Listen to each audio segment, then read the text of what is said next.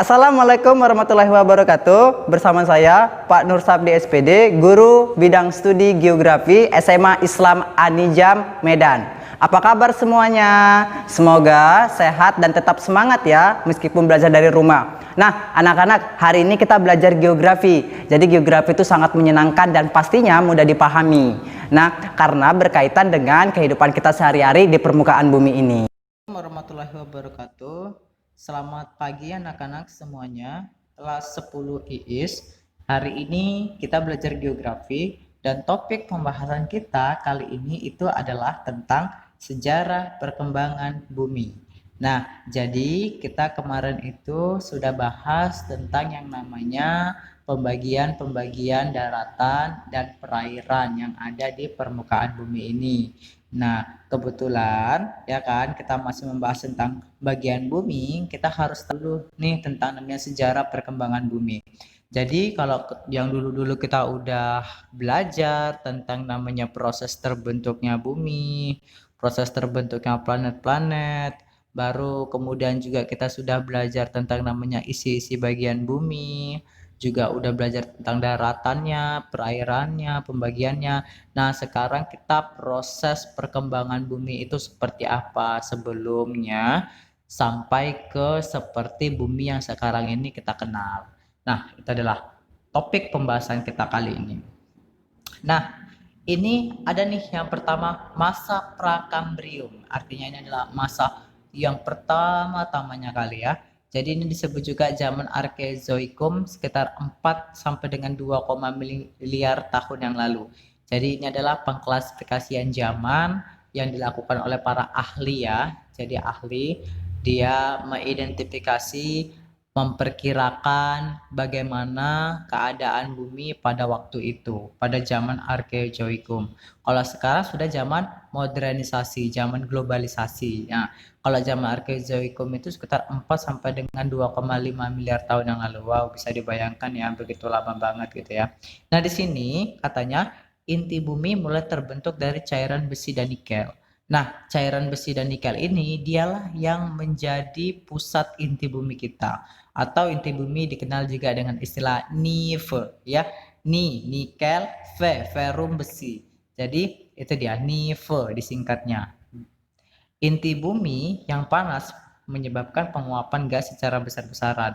Makanya nggak heran terjadi pergerakan lempeng karena memang di dalam bumi itu sangat panas ya. Kurang lebih sekitar 6.000 derajat Celcius. Wow, luar biasa ya panasnya ya. Bakal lebih ya. Nah, kita saja yang masih 28 derajat Celcius saja kita udah sikit-sikit kepanasan dan cari mall untuk ngadem gitu ya. Nah, kan cari Indomaret gitu kan. Nah, ternyata di dalam bumi itu sangat panas di masa Prakambrium ini sekitar 4 sampai dengan 2, miliar tahun yang lalu. Nah,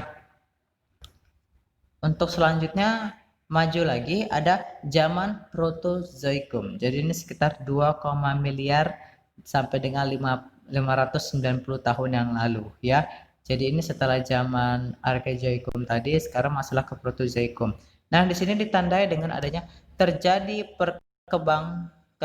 perkembangan ya, hidrosfer dan atmosfer bumi serta mulainya kehidupan yang lebih kompleks. Jadi di sini sudah mulai ada kehidupan ya.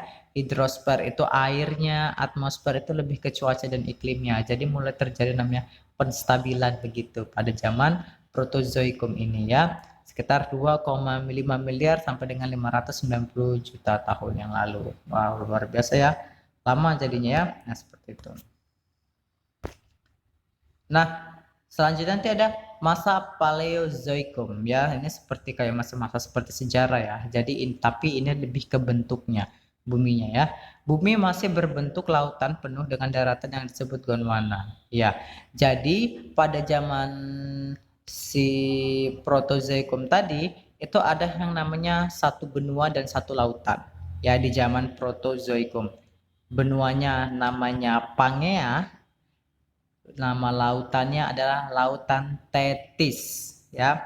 Jadi di zaman selanjutnya masa Paleozoikum ini 590 sampai dengan 500 juta tahun yang lalu, benua yang cuma satu tadi yang bernama Pangea itu pecah menjadi dua ya kan, itulah namanya Eurasia dan Gondwana, ya. Jadi lebih luas itu adalah Gondwananya daripada Eurasianya, dan lautnya itu disebut namanya Laut Tethys, ya.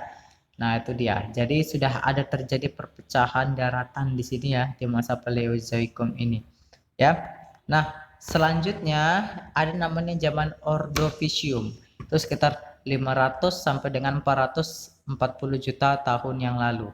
Nah, jadi di sini ya kan Gondwana masih menutupi celah-celah samudra terjadinya zaman es.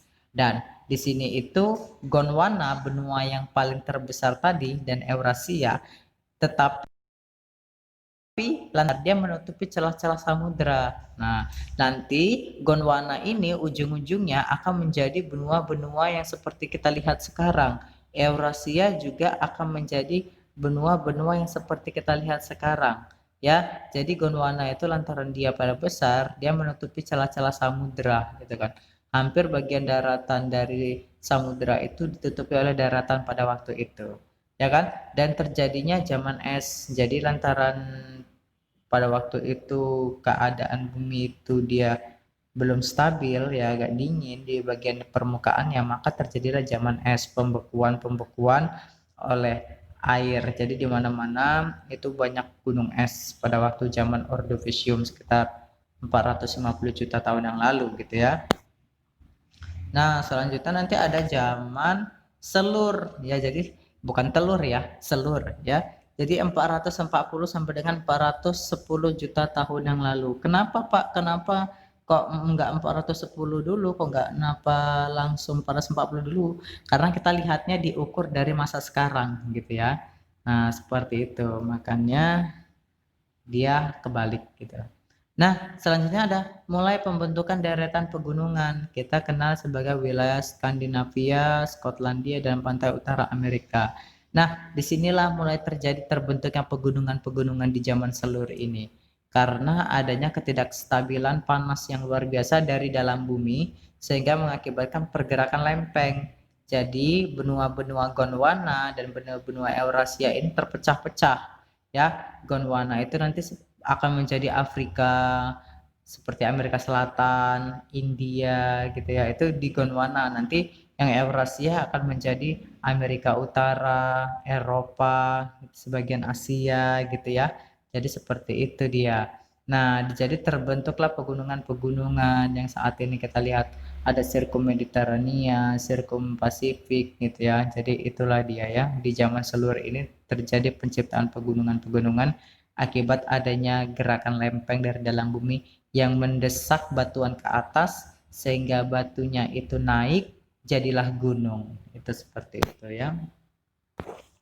Nah, kita lanjutkan. Nanti ada sini zaman karbon. Masanya itu adalah 360 sampai dengan 260 juta tahun yang lalu. Nah, di sini lihat posisi bumi itu seperti itu keadaannya, daratan-daratannya terus mengalami perubahan, semakin pecah-pecah ya, semakin mendekati zaman modern kita ini, seperti saat ini keadaan bumi akan semakin pecah-pecah, terjadi penyatuan benua, dan membentuk daratan yang iklim wilayah yang tergantung letak geografis dan astronomisnya. Terjadi gabungan beberapa benua seperti Bapak bilang tadi, ya, Amerika Utara dengan Amerika Selatan itu adalah benua Amerika, ya. Itu terdiri dari dua benua besar. Eurasianya itu untuk Amerika Utaranya, Gondwananya itu di Amerika Selatan. Jadi Amerika itu gabungan dari benua besar tadi ya. Nah, baru India itu ada disebut sebagai anak benua, ya kan? Jadi anak dari Gondwana tadi yang pecah gitu kan, salah satunya India gitu ya. Nah, selanjutnya ada zaman Parem. Ini zaman Parem ini dia 360 sampai dengan 250 juta tahun yang lalu. Nah, di sini kita lihat banyak sekali namanya daratan-daratan permukaan bumi yang semakin terpecah-pecah dan menyatu gitu ya. Terjadinya pembentukan wilayah Antartika. Nah, jadi Antartika itu di bagian kutub selatan terbentuknya pada zaman Parem ini ya, dan Afrika yang menyebabkan iklim kering gurun di daerah utara. Nah, pada saat itu terjadi ketidakstabilan suhu juga proses terbentuknya, maka Antartika itu bagian dingin agak ke atasnya agak panas. Makanya di Afrika itu dianya panas ya. Nah, itu dia terjadi zaman Parem. Antartika terbentuk dan Afrika mulai beriklim kering guru ya. Nah, zaman selanjutnya itu ada zaman Trias. Zaman Trias itu waktunya 250 sampai dengan 210 juta tahun yang lalu ya. Atau dikenal dengan istilah masa Mesozoikum. Nah, sebenarnya apa sih tanda-tandanya gitu kan? Benua Pangea bergerak ke utara, lembaran es di selatan mulai mencair. Iya, pada saat itu benua Pangea itu berada di posisi bagian bawah selatan, tapi bergerak ke atas. Kenapa benua Pangea bisa bergerak? Karena adanya lempeng yang bergerak dari dalam bumi, sehingga daratannya juga bergerak. Jadi dia bergerak ke arah utara. Nah, sampai sekarang Pangea itu, ya kan, yang bagian ke arah utara itu kan kita lihat benua Eropa, Rusia, Amerika Utara ya. Nah, es di selatan itu juga mulai mencair pada saat pergerakan itu gitu. Nah, selanjutnya di sini ada zaman Jura. Jadi zaman Jura itu sekitar 210 sampai dengan 140 juta tahun yang lalu. Wow, lama juga ya. Nah, kita lihat di sini posisi bumi itu udah agak kelihatan ya gambar-gambarannya gimana gitu ya. Benua Pangea terpecah menjadi Amerika Utara memisahkan diri dari Afrika. Selain itu, Amerika Selatan memisahkan diri dari Antartika dan Australia. Jadi dulu kan Amerika Selatan, Antartika, Australia itu dulu satu benua. Amerika Utara, Eropa, Asia itu dulu satu benua. Terpecah dia.